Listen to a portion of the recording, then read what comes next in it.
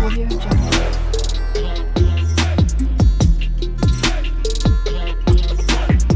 Audio Jungle.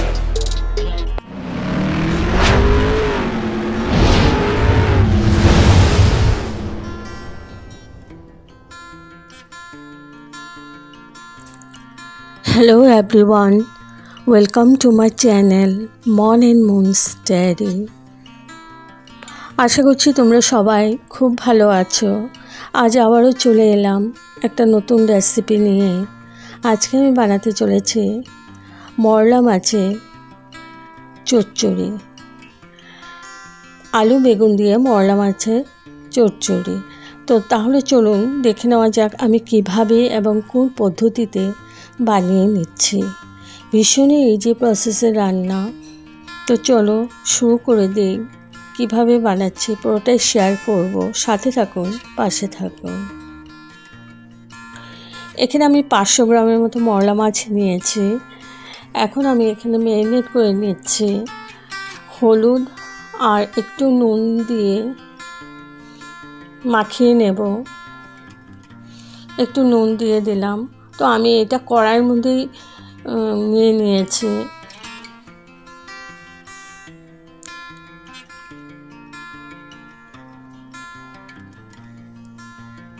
আর দিয়ে দিলাম সরষের তেল। এখানে আমি তেল 2 চামচের মতো তেল দিয়েছি। এবার মাছটাকে ভালো করে মাখিয়ে নেব। মাখিয়ে নিয়েছি।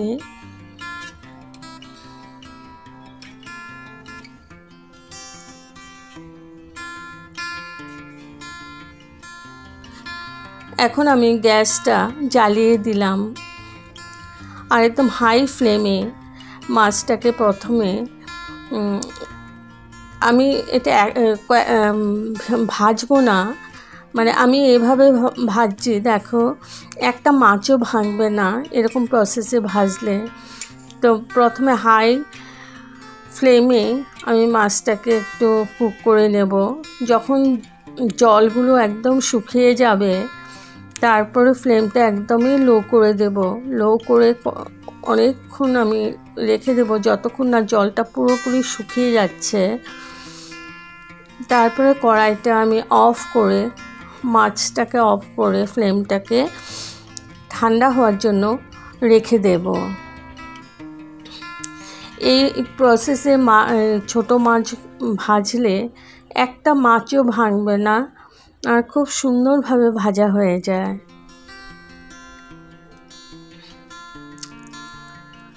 তো আমি ফ্লেমটাকে অফ করে দিয়েছি। এখন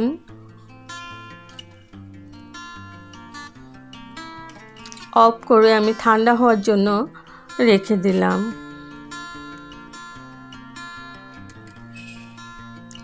এখন আমি একটা পাতলা চামচ নিয়ে মাছটাকে ঠান্ডা হওয়ার পর একদম হালকাভাবে তুলে তুলে নেব। দেখো একটা মাছও ভাঙবে না। এই প্রসেসে একবার করে দেখো, ভীষণই সুন্দরভাবে মাছগুলো ভাজা হয়ে যায় আর ভাঙেও না। তো আমি এখন তুলে নিচ্ছি মাছগুলো। তুলে নিয়েছি আলাদা পাত্রে। এবার এখানে আলু আমি একদম পাতলা করে কেটেছি আলু। এইভাবে আলুগুলো কেটে নিয়েছি। আর নিয়েছি পেঁয়াজ কুচি। পেঁয়াজটা একটু বেশি পরিমাণে লাগবে। আর দিয়ে দিলাম টমেটো কুচি। এগুলো আমি সব একসাথে মেখে বসাবো। টমেটো কুচি দিয়ে দিলাম। এবার দিয়ে দিচ্ছি বেগুন। বেগুনগুলো একদম পাতলা করে কেটেছি।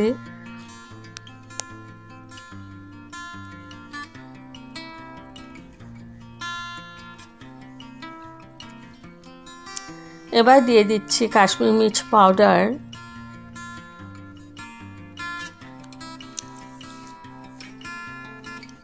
দিয়ে দিচ্ছি হলদি পাউডার।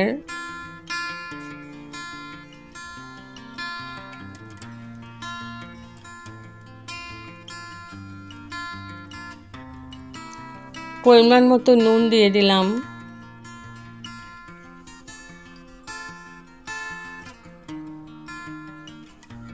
আর দিয়ে দিচ্ছি তেল। এবার আমি ভালো করে মাখিয়ে নেব ওগুলো। আর কড়াইয়ের মধ্যে একটু তেল দিয়েছি, পুরো রান্নাটা আমি সরষের তেল দিয়ে করছি। এবার দিয়ে দিচ্ছি কালো জিরে ফোড়ন। এখন ওইগুলো সব একসাথে মাখিয়ে নিয়েছিলাম, এই পুরোটাই আমি এখন ঢেলে দেব কড়াইয়ের মধ্যে। আমার আলাদা আলাদা করে কিছুই দিতে হবে না, একসাথে আমি মাখিয়ে এখন ঢেলে দিচ্ছি। কালো জিরাটা একটু ভেজে নিলাম।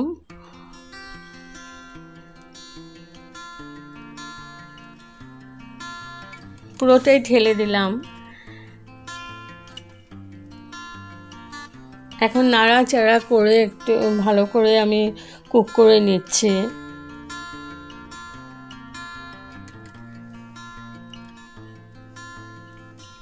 এখানে আমি জল দেব না, জল ছাড়াই করব। তো ভালো করে নাড়াচাড়া করে একটু পরপর নেড়ে নেড়ে দিচ্ছি যাতে ভালো করে সেদ্ধ হয়ে যায়। দুটো কাঁচা লঙ্কা দিয়ে দিলাম। ঝালটা তোমাদের পরিমাণ মতোই দেবে, যে যেরকম ঝাল খেতে পছন্দ করো। এবার ঢেকে রাখলাম 5 মিনিটের জন্য। 5 মিনিট পর তুলে নিলাম।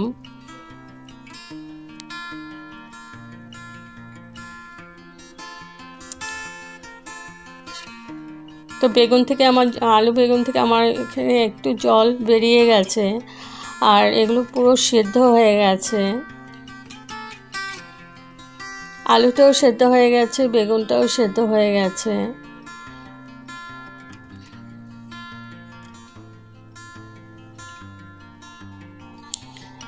এবার আমি ভেজে রাখা মাছগুলো দিয়ে দেব উপর দিয়ে।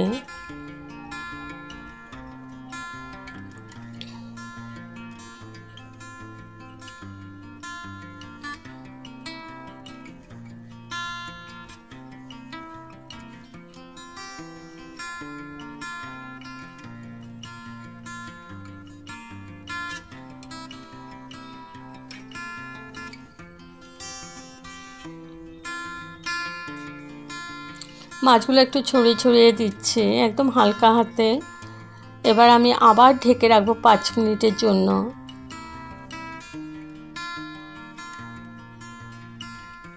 তো 5 মিনিট পর তুলে নিলাম।